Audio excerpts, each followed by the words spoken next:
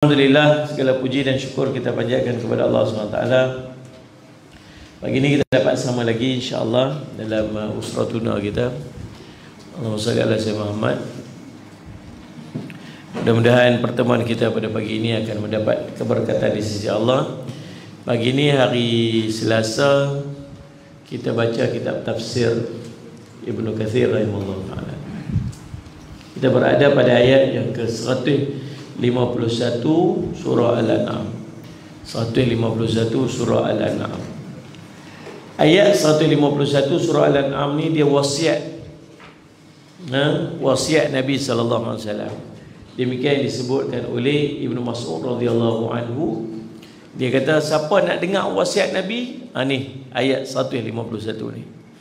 Sebab dalam ayat 151 ni dia ada beberapa pesan.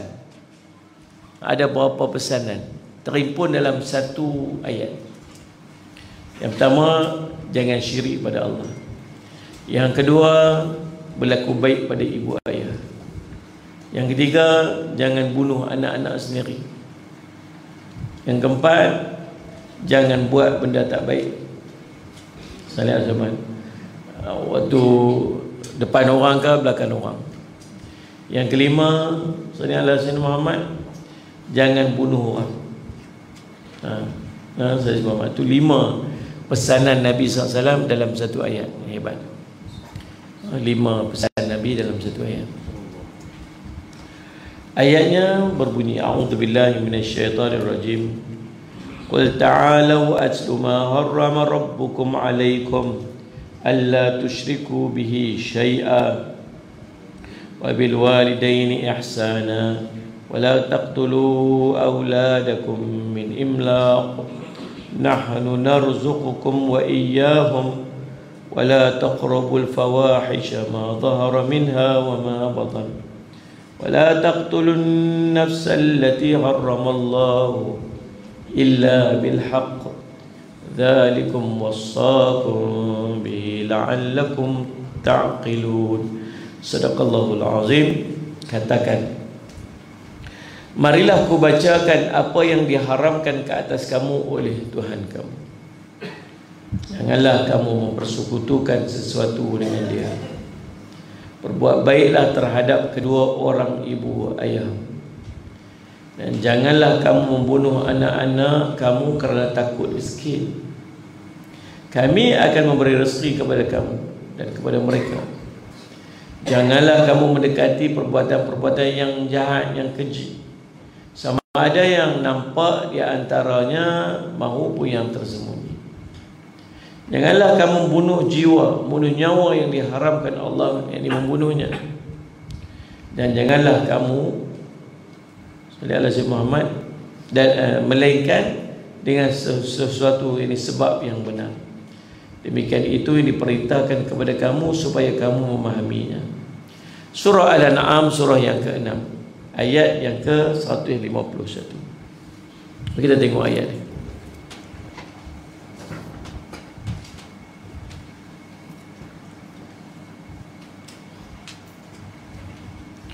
Mari kita sama-sama tengok ayat ni.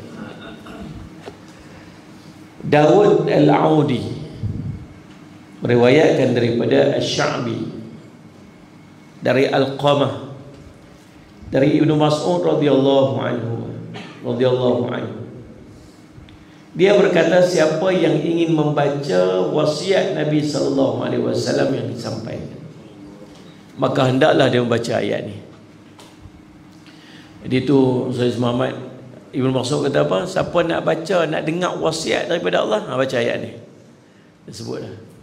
Jadi 5 poin penting, 5 pesanan penting yang Allah bagi dalam ayat ni. Ini Allah semua. Al-Hakim dalam kitab Mustadraknya, muka surat berikut,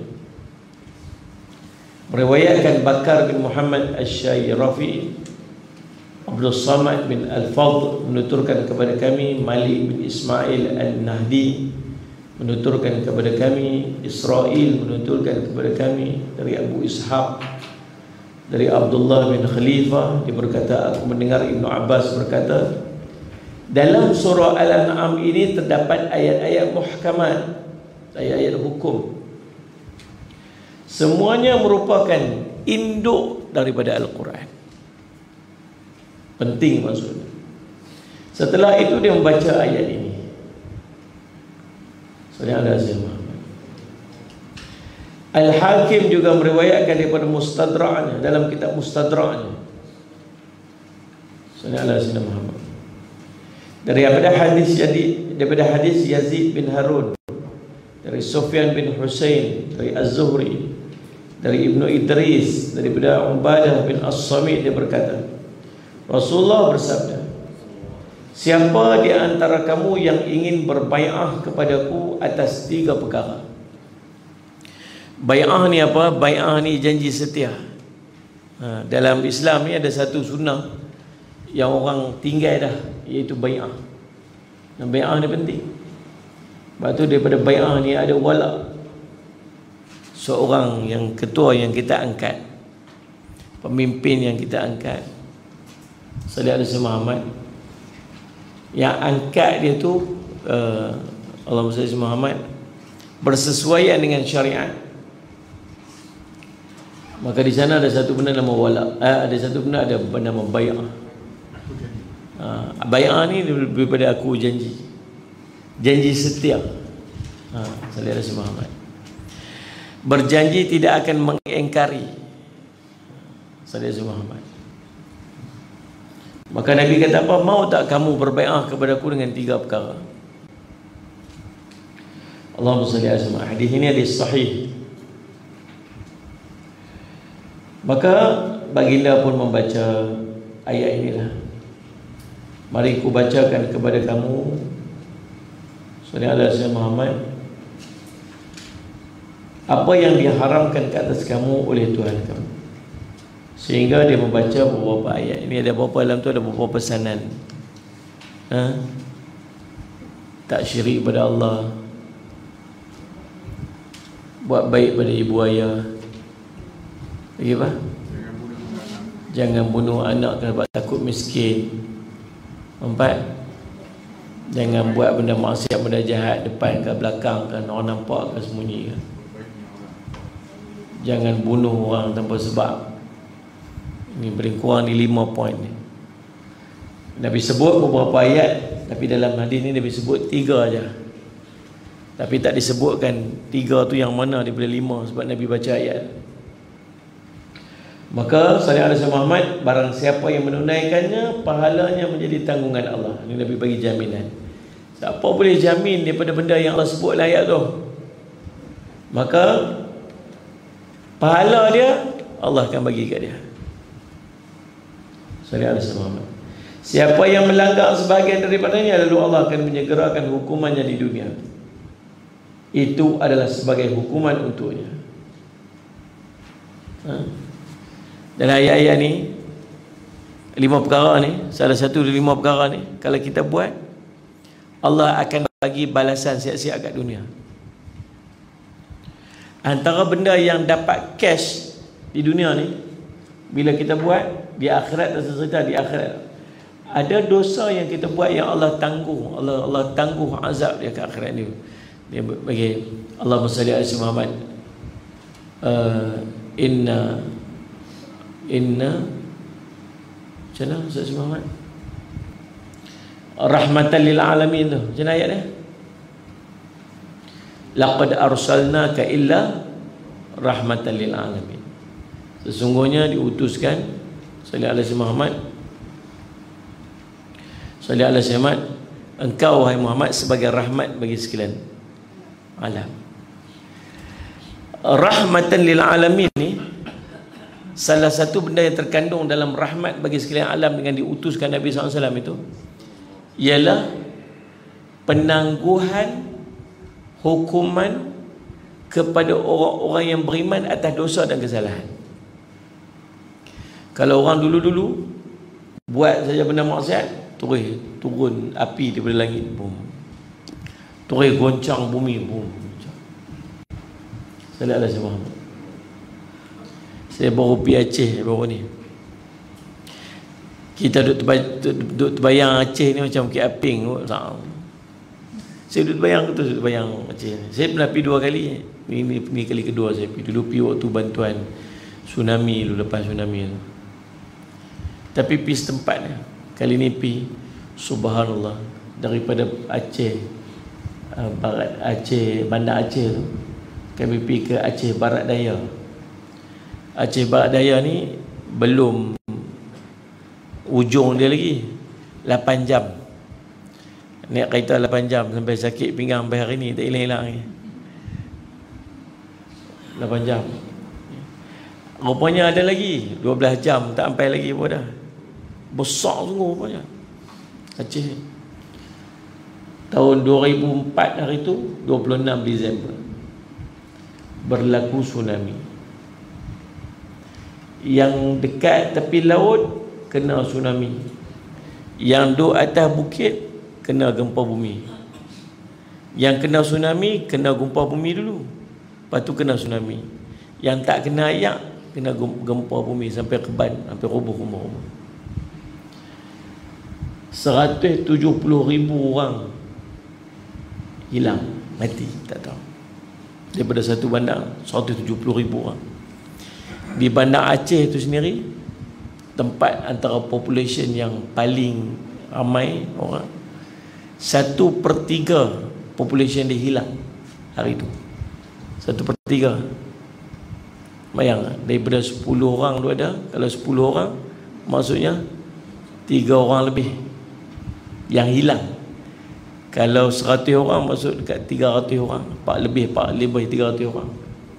1000 orang maksudnya 100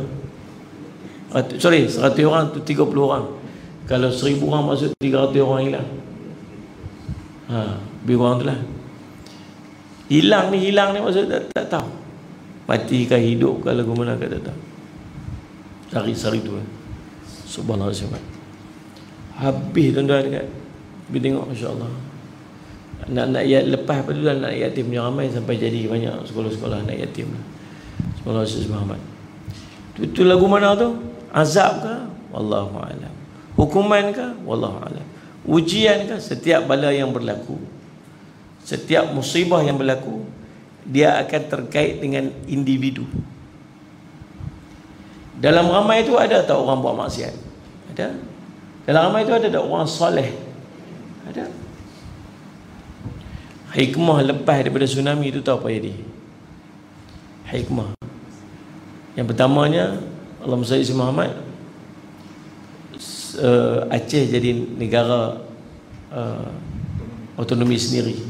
Dia tak bergantung lagi dengan pusat. Yang keduanya, perlaksanaan undang-undang syariat sepenuhnya. Kalau kita pergi tak jumpa orang tak pakai tudung. Siapa yang tak pakai tudung kena tangkap, kena denda, kena hukum. Tak nampak. Yang pergi dengan saya tu ada seorang, dia bukan Islam, sampai nak dia pun pakai tudung. Mesti kan tengok semua orang pakai tudung, dia tak pakai tudung. Jadi subhanallah sampai ke tahap macam tu. Itu di antara hikmah. Allah SWT. Masjid begitu banyak depan. Masjid banyak. Masjid dekat-dekat tu, masjid ni masjid. Dan semua dia imarahkan. Alhamdulillah. Jadi subhanallah Sayyid Muhammad. Jadi kalau Allah turunkan satu-satu bala atau bencana, setiap orang yang kena tu, ada yang kena tu sebab kezaliman dia, Allah nak balas. Ada yang dia bukan jahat, Allah nak ampun dosa dia. Ada yang dia soleh, dia baik, dia tak buat jahat, Allah nak angkat darjat dia. Tapi bila Allah turun bala, semua kena. Semua kena. Sebab tu kita duk pesan orang jangan buat maksiat. Kita duk kata jangan duk buat maksiat. Pasal kalau maksiat turun, kalau bala turun disebabkan maksiat yang dia buat, bukan dia seorang je kena. Semua orang kena. Sebab tu kita nasihat jangan duk buat. Ni nak main masuk bulan 10 ni. Ada pula dia nak main ni, Oktoberfest pula. Ni bulan 8. Saya pun tak tahu tuan-tuan. Rupa-rupanya baru-baru ni ada lagi Bon Odori tu. Bulan apa? Bulan lepas. Bulan lepas. Kita pun tak tahu. Tengok ada seorang budak TikTok, budak Melayu, dia pergi pakai senyap-senyap, dia buat gitu. Ni bulan 10 nak main pula ni, minum arak besar-besaran pula. Ni bukan budaya kita, bukan amalan kita, bukan apa. Kita duduk pasal yang kita duduk marah, kita tak mau tu pasal apa? Pasal duduk panggil bala. Semenjak 2 menjak ni tuan-tuan tahu, konsert ni macam cendawan tumbuh. Kita pun tak ada nak ikut dah, bukan nak ikut pi, nak ikut tengok dia punya, sampai tak ada nak beritahu dah. Tengok keluar lagi, ada lagi. Tengok keluar kat YouTube, ada lagi. Duk mai tak berhenti. Kita duk buat apa ni? Kita duk nasihat dia jangan ni bukan pasal kita meluat, bukan pasal kita benci kat orang, bukan marah, bukan benci kat orang tu. Kita takut sekali bala turun, dia bukan kira siapa. Dia akan salih alaihi wasallam kena semua orang. Di antara benda yang jadi subhanallah, kita rahmatan lil alamin tu, rahmat sekalian alam tu, dengan maksud orang Islam, umat Nabi Muhammad sallallahu alaihi wasallam, maksiat yang dia lakukan Allah akan tangguh azab dia kemudian. Dulu buat maksiat terus kena. Lah ni buat maksiat relax ya. Tuan-tuan tahu tak antara maksiat dosa terbesar sekali? Antara dosa terbesar di antara dosa besar, apa dia? Syirik tu nombor satu lah, tu terbesar sekali ya. Antara dosa besar yang terbesar yang dilakukan oleh umat, tahu apa dia? Tak semayang. Tuan-tuan pun tak jawab tak semayang ni. Betul tak? Pasal apa kita tak jawab tak semayang? Satu, pasal kita semayang. Pasal kita tengok orang tak semayang ni tak ada apa. Kita tengok dia tiap-tiap hari. Kita tengok orang tak semayang ni tiap-tiap hari. Kita jumpa dengan orang tak semayang ni hampir setiap hari. Dan dia tahu tak kata tu dosa besar? Kita tahu tak kata tu dosa besar? Tahu. Sedangkan benda paling awal sekali Allah nak cek di yaumul qiyamah apa dia? Semayang. Tak sudah buat baik lagu mana? Buat baik pilih besar lagu mana pun, hebat pilih lagu mana pun dia, dahsyat dia pilih lagu mana pun, dahsyat dan hebat lagu mana pun. Petik perkataan Syahidan Kasim, dahsyat dan hebat. Hebat pilih lagu mana pun. Tapi kalau tak semayang ni, awalahu yuhasabu bi'abdan fi yaumil qiyamah as-salatu. Benda paling awal sekali Allah nanti nak cek yaumul qiyamah semayang ni. Idza salahat salah amalu kullu. Kalau elok itu buruk, elok yang lain semua. Kalau buruk-buruk semua. Yang tak semayang ni anak kita sendiri pun tak semayang. Na'udzubillah min dzalik.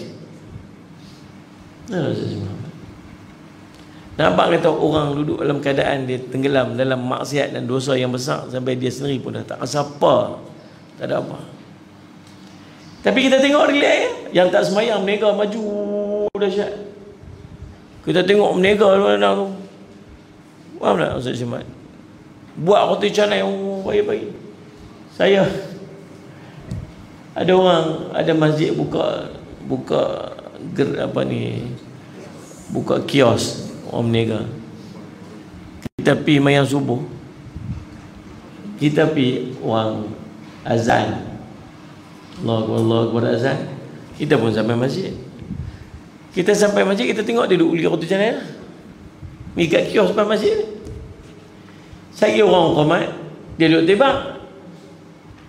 Sehari kita pergi masuk semayang, kita keluar duduk tebak di sini lagi, duduk jamu orang makan, geng-geng masjid keluar makan-makan. Kita bila dia semayang? Dia semayang tentu lah kot, selit-selit. Tak apalah selit-selit tentu, tapi hang duduk dalam masjid ni, tak pergi semayang kat masjid, duduk tu lah kan. Kita tengok ada orang tak semayang berniaga maju. Tak semayang orang jadi orang hebat. Tak semayang orang sanjung. Tak semayang dapat nikmat. Tak semayang kaya raya. Habis pasal apa? Pasal Allah tangguh azab. Tangguh azab ni apa? Dua benda. Setiap dosa manusia buat, Allah tangguh azab ni sebab dua perkara. Nombor satu, Allah tangguh azab pasal Allah nak bagi peluang dia taubat. Peluang dia taubat.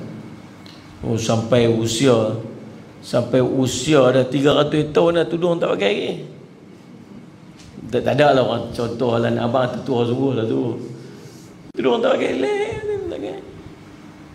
Usia sampai 400 dah tak mayat tak ada. 400 tak ada lah. Abang ada tua lah. Begitu. Tapi okey, relax, sihat, kemas, elok. Masya-Allah kita pun fikir. Gimana? Nombor satu, Allah bagi peluang dia taubat. Banyak. Taubat. Tunggu waktu taubat. Nombor dua, istidraj. Ujian kat dia. Jangan duk pandang dia contoh. Jangan duk pandang dia sebagai panduan. Tengok dia, hang tu kalut lah semayang, hang tu zikir bukan main lepas mayang, hang tu pergi mayang kat masjid, tengok berniaga duk teratur ya. Hang tengok kawan tu bukan tak pergi masjid, mayang pun tak, tapi tengok berniaga maju. Dekat TikTok bukan main lagi dia berniaga. Pasal apa? Bukan sebab berkat, sebab istidraj. Allah benci kat dia dan Allah makin menjauhkan dia daripada Allah. Hati-hati. Saya semua. Jadi subhanallah, maka Allah mentakhirkan azab dan hukuman kat dia. Ada orang sampai mati, dia duduk dalam keadaan elok ni sampai dia mati, padahal dia orang maksiat. Mati lepas tu azab. Ini Allah Sayyidina Muhammad. Tapi ada maksiat yang Allah tak tangguh dah, Allah bagi azab tu. Antara dia ialah apabila dia meninggalkan wabil walidaini ihsana. Dengan ibu ayah dia berbuat baik, dia tinggal dia tak buat. Dia Allahumma salli Muhammad derhaka ibu dan ayah. Orang yang derhaka ibu ayah ni azab immediate, dia tak nak tangguh dah. Hidup dia tak tenang. Azab paling besar orang terima dalam hidup ni tuan-tuan ialah hidup tak tenang. Hidup gelisah, hidup terbeban. Allahumma salli Muhammad. Nah, macam-macam yang dia ditimpa, macam-macam tertimpa dalam hidup dia. Pasal apa? Sebab derhaka ibu ayah. Sallallahu alaihi wasallam. Barang siapa melanggar sebahagian darinya lalu Allah menyegerakan hukumannya di dunia, itu adalah sebagai hukuman baginya. Dan siapa pun yang putusannya ditunda hingga akhirat, ada orang terima terus azab, ada orang Allah tunda azab dia ke akhirat, maka keputusan sepenuhnya akan menjadi urusan Allah, sama ada dia disiksa ataupun dia akan diampunkan. Tolong lagi. Tengok okey je, relax. Semalam ada orang telefon saya, Ustaz nak tanya soalan sikit boleh? Dia ada seorang ni, bapa dia dah meninggal. Bila bapa dia meninggal, depa teringatlah pernah dengar dulu ni, Allahumma salli Muhammad, kami ni ada adik beradik anak luar nikah daripada bapa. Cerita dia lagu ni. Bila pak dia meninggal, depa ni adik-beradik ni pekat duk hasrat nak buat baik kat bapa. Tapi hati ni tak tenang. Pasal apa? Pasal apa tak tenang? Pasal duk teringat kami dulu waktu kecil-kecil duk dengar ayah ni, bapa ni pernah buat maksiat sampai ada anak zina. Lepas tu anak zina ni, bapa ni pergi bagi dekat orang lain untuk jatuh. Perempuan. Habis Ustaz, apa tanggungjawab kami kena buat? Perlu tak kami hubungan kami dengan, kami kena cari tak budak perempuan tu siapa? Adik kami ni siapa? Perlu tak kami biaya dia, pisara dia kalau dia susah apa semua? Selesai macam itu. Saya kata Saudara saya Muhammad, nombor satu sekali. Saudara saya Muhammad, sahih ke bapa tu berzina sampai ada anak luar nikah? Tahu tak apa yang sedang mereka buat tu? Selama mereka hidup ni, mereka sedang menuduh bapa mereka berzina. Dan tuduhan tu tak ada bukti pun. Tuan-tuan nak tuduh orang berzina, tuan kena ada bukti tau. Tuan-tuan tak ada bukti, tuan-tuan kena qazaf 80 sebatan. Kami dengar-dengar kata dia berzina dan luar nikah. Hang ada bukti tak? Tak ada. Tak boleh sebut. Tapi aku dengar bukan bukti. Hang nampak dia buat? Tak. Hang ada 4 orang saksi yang nampak benda tu jadi? Tak ada. Hang tak ada 4 orang saksi, hang tak ada bukti kata dia buat, hang pergi kat mahkamah jatuh hukum, hang kena sebat 80 sebatan. Hang tak kena kat dunia, kat akhirat hang kena. Yang dia tuduh ni bukan orang, pak dia sendiri. Tuan-tuan ingat, selama mereka hidup ni, mereka duduk menuduh bapak mereka berzina. Kalau betul sungguh jadi, tu dia dengan Allah tak ada sangkut dengan hampa pun. Dan boleh jadi dalam hidup dia tu, Allah dah ampun dah dosa dia. Kalau betul lah benda tu dia buat, mungkin apa yang berlaku, benda tersalah.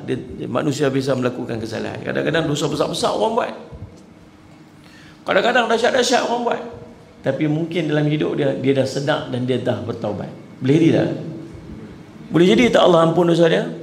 Boleh dia mati dalam keadaan dia langsung tak ada dosa? Boleh jadi.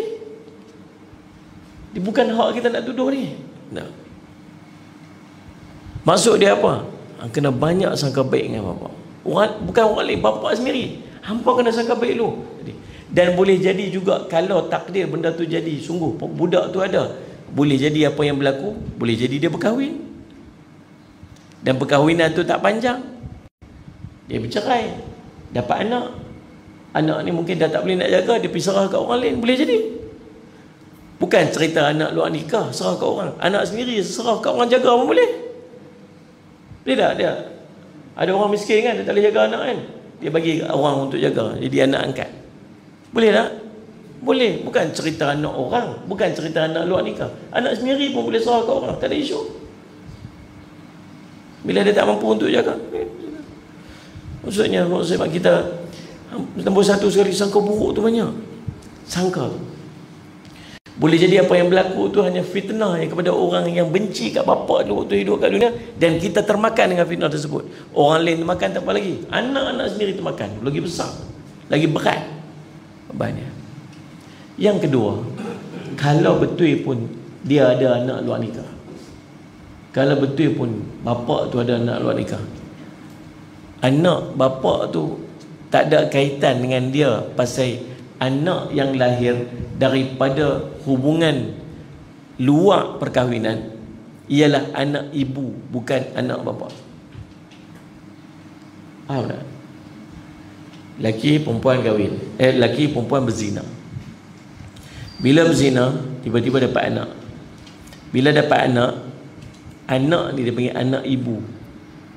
Hubungan dia ialah dengan ibu dia aja. Bapa dia terputus. Dia tak dikira sebagai bapa, sebab tu tak ada perwalian, tak ada faraid.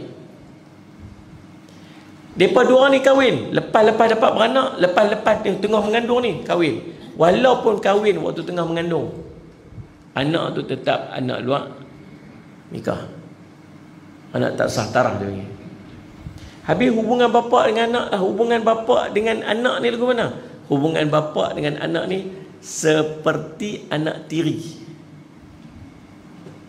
Kalau seorang lelaki kahwin dengan seorang perempuan, perempuan ni ada anak ni kepada bapa ni jadi macam mana?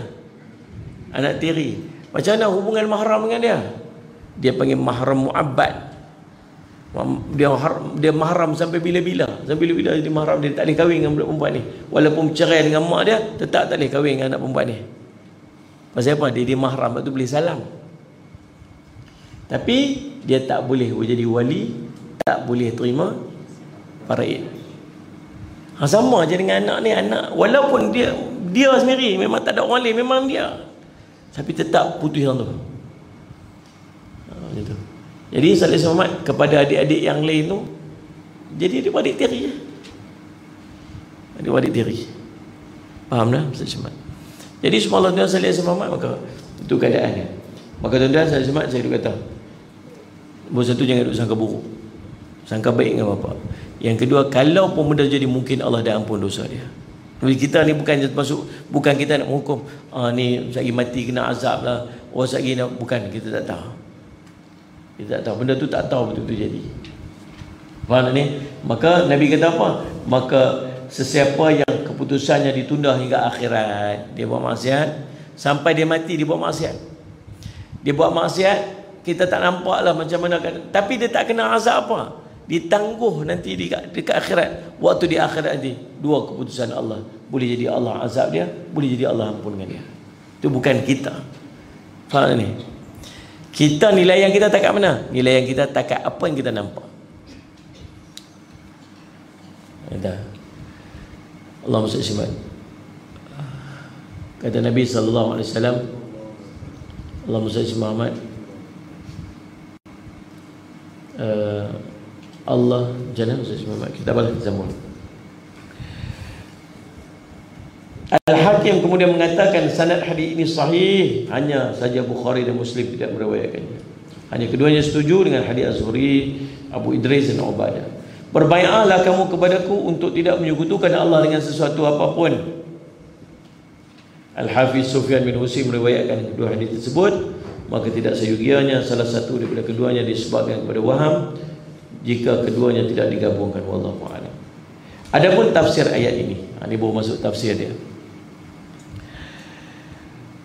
Allah berfirman kepada Nabi dan Rasulnya Muhammad sallallahu alaihi wasallam, katakanlah wahai Muhammad kepada orang yang musyrik, yang menyekutukan, menyembah selain daripada Allah, katakan wahai Nabi, bagi tahu dekat orang yang syirik ni, orang yang sembah Tuhan selain Allah, mengharamkan rezeki yang Allah berikan kepada mereka dan membunuh anak-anak mereka. Pi bagi tahu kat depa wahai Muhammad, orang yang syirik pada Allah, orang yang mengharamkan rezeki yang halal Allah bagi kat depa. Allah bagi rezeki halal, depa pi haram pula. Pi bagi tahu kat depa, sallallahu alaihi Muhammad. Dan orang-orang yang bunuh anak-anak mereka ni orang-orang musyrikin dulu yang dapat anak lelaki tak belah, dapat anak perempuan bunuh. Nah, orang lani lelaki perempuan bunuh tak kira dah. Dia baru ni dia pada tingkat 3 pilih 4 budak tu mati. Jatuh mati. Tingkat 3 dia buat. Sallallahu alaihi Muhammad. Semua itu mereka lakukan atas pandangan mereka sendiri dan pujuk rayu syaitan kepada mereka. Katakan qul wahai Muhammad pada mereka, ta'alau, mai sini, mari kemari. Panggil nak bagi tahu tu, panggil ta'alau, marilah, iaitu kemarilah. Atlu ma harrama rabbukum alaikum, akan kubacakan kepada kamu apa yang diharamkan Tuhan kamu kepada kamu. Aku sampaikan dan aku beritahu kepada kamu apa saja yang diharamkan Tuhan kamu secara benar, bukan berdasarkan dugaan atau perkiraan, tapi sebagai wahyu dan perintah daripada sisinya. Ni hampa buat lagu ni kan, hampa buat lagu tu kan, apa yang Allah haram, apa yang Allah haramkan. Dan anak-anak apa bunuh. Ni mai aku nak abang betul-betul apa yang Allah tak bagi. Ni aku abang ni bukan sangka-sangka, bukan duk mereka, tapi ni wahyu Allah nak bagi tahu. Macam itulah keadaan Nabi nak betul apa yang depa duk buat selama ni, yang depa duk sangka kata betul. Sallallahu alaihi Muhammad. Ala tusyriku bihi syai'a, janganlah kamu mempersekutukan sesuatu dengan dia. Dalam rangkaian kalimat ini ada kata-kata yang dibuang, yang ditunjukkan oleh susunan kalimat dan assumptionnya, sangkaannya demikian. Dan aku perintahkan kepada kamu, iaitu janganlah kamu mempersekutukan sesuatu dengan dia, kerana di akhir ayat Allah berfirman, demikian itu yang diperintahkan oleh Tuhanmu kepadamu supaya kamu memahaminya, sebagaimana kata seorang penyair, berhajilah dan perintahkan kepada Sulaiman al-Abuda, jangan melihat dan berbicara dengan seorang pun, dan jangan biarkan minumannya dingin, Sementara orang Arab mengatakan, aku perintahkan kepadamu untuk tidak berdiri. Disebutkan dalam Sahihain, diriwayatkan daripada hadis Abi Dzar, dia berkata Rasulullah bersabda, Atani Jibril wa basyarani annahu man mata la yushriku billah syai'a min ummatika dakhal jannah. Qultu wa in zana wa in syaraqa. Qala wa in zana wa in syaraqa. Qultu wa in zana wa in syaraqa. Qala wa in zana wa in syaraqa. Qultu wa in zana wa in syaraqa. Qala wa in zana wa in syaraqa wa in syaribal khamra wa in syaribal khamr.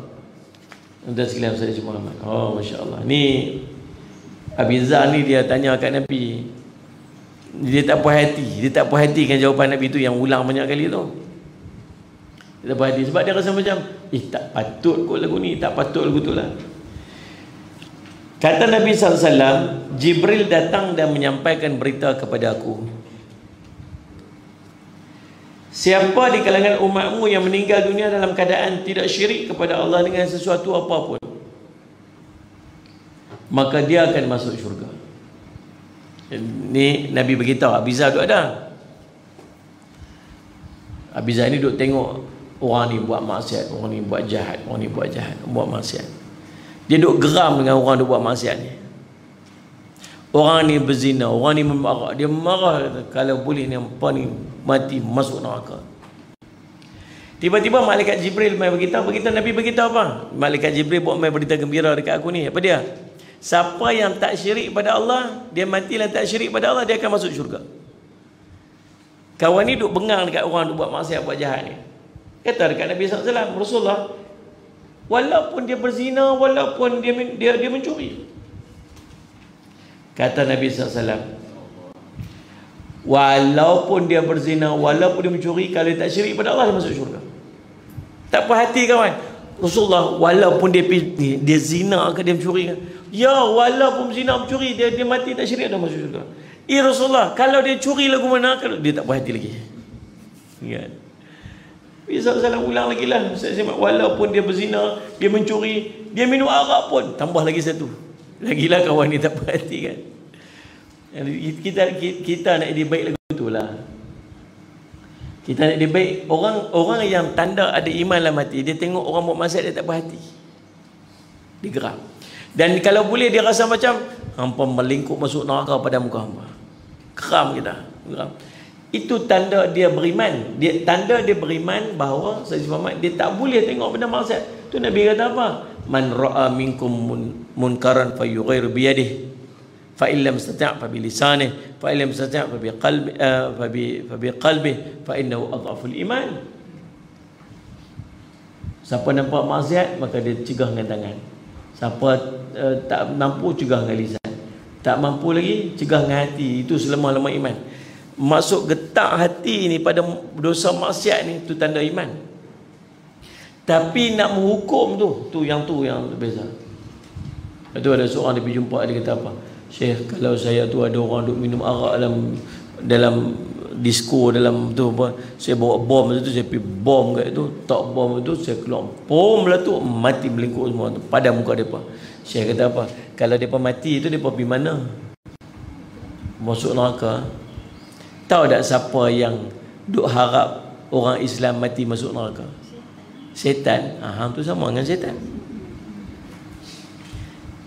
Sebab tu dia ajak dekat kita, dosa orang tu banyak lagu mana pun, selagi ada tanda dia orang Islam, maka dia orang Islam.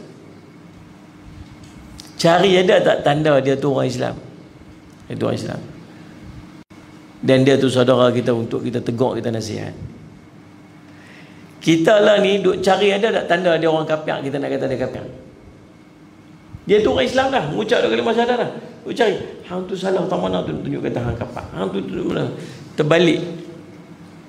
Faham tak ni? Maka dalam salih alaihi Muhammad, demikian keadaan. Bapa riwayat lain menyebutkan yang menyampaikan pertanyaan tersebut ialah Abi Dzar. Pada jawapan ketiga Rasulullah menyebutkan, wa in zarima anfu Abi Dzar, meskipun Abi Dzar tak suka. Bila kata tu, walaupun hang tak suka lagu tu lah cerita dia. Kau tak puas hati. Abidah mengatakan di bagian akhir hadis, meski Abidah tidak menyukainya, Abidah sendiri mengatakan setelah menyebutkan hadis ini secara lengkap, meskipun Abidah tak suka. Disebutkan musnad dan sunnah daripada Abidah daripada Rasulullah bersabda, Allah berfirman, ya ibni Adam, innaka ma da'autani wa rajautani fa inni aghfiru laka ala ma kana minka wala ubali walau ataitani biqurabil ardi khati'atan ataituka biqurabiha maghfiratan ma lam tusyrik bi syai'a wa in akhta'ta hatta yablugh khatayaka ananas samai thumma astaghfartani ghafartu laka. Oh, tengok hadis ni hebat. Oh, subhanallah. Wahai anak Adam, sungguh selama engkau menyeru dan berharap kepadaku, selagi kita duk panggil Allah, duk harap dekat Allah, buat apa pun, ya Allah, ya Allah, salli alaihi Muhammad, dan bergantung harap dekat Allah, maka aku akan mengampunimu meskipun kesalahanmu seperti apa pun, banyak lagu mana pun aku akan ampun pada kamu. Aku tak peduli, Allah kata. Wala yubali, aku tak peduli. Wala ubali. Andai kau mendatangiku dengan memikul kesalahan sebesar bumi, penuh bumi dengan dosa dia, aku akan mendatangimu dengan keampunan sebesar itu juga, selama engkau tidak mensyirikkan, menyekutukan aku dengan sesuatu apapun. Jika engkau bersalah hingga kesalahanmu sampai ke langit tu, ni penuh bumi ni dosa dia, Allah akan main dengan pengampunan sebesar bumi juga. Kalau dosa dia penuh bumi sampai ke langit, dosa dia banyak, maka lalu engkau memohon keampunan kepadaku, maka aku akan mengampunimu. Itu dia punya innallaha ghafurur rahim. Allah Maha Pengampun lagi Maha Pengasih.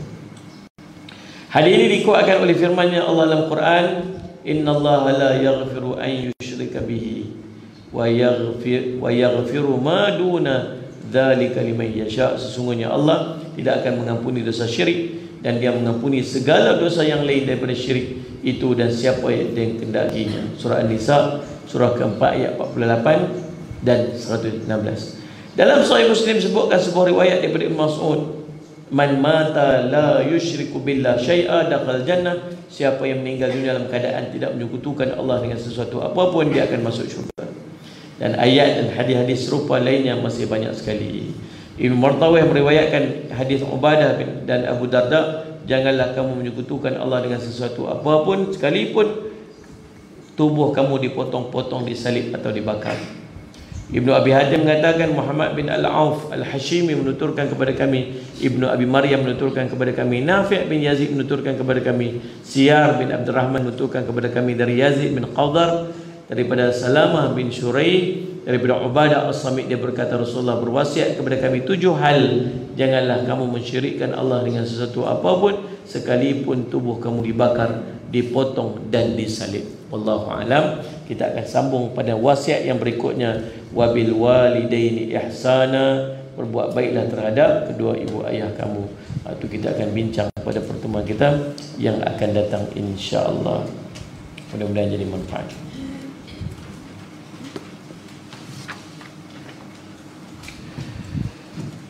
Bismillahirrahmanirrahim. Alhamdulillah rabbil alamin, wassalatu wassalamu ala rasulil amin sayyidina Muhammadin wa ala alihi washabihi ajmain. Allahumma faqihna fid din wa 'allimna ta'wil waj'alna min ibadikas salihin wa hadina siratal mustaqim.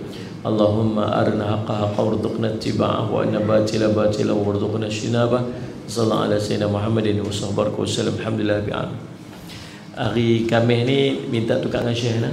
Pasal Jumaat ni ada TV Al-Hijrah pagi tu, lepas tu pukul 9.10 pagi ada program dengan Majlis Agama Islam Negeri Melaka.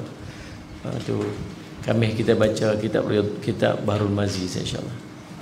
Wallahu a'lam. Buku siap dah dapat. Ya, okay, alhamdulillah.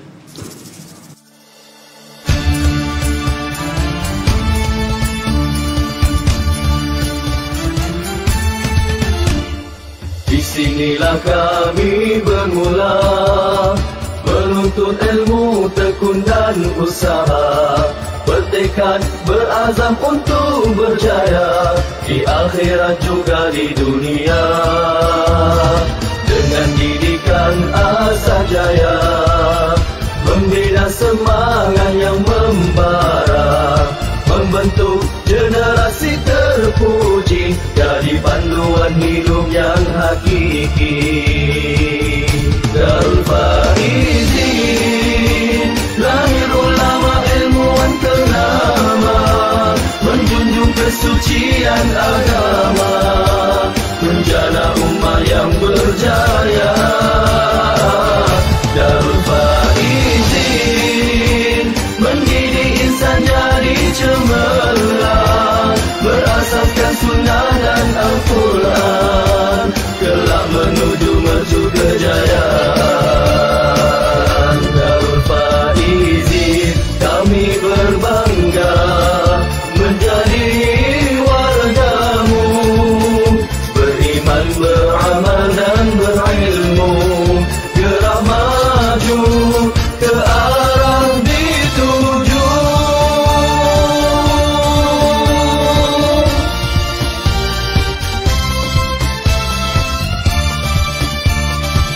Darul Faizin, lahir ulama ilmuwan ternama, menjunjung kesucian agama, menjana umat yang berjaya. Darul Faizin, mendidik insan jadi cemerlang, berasaskan sunnah dan Al-Quran, kelak menuju mercu kejayaan.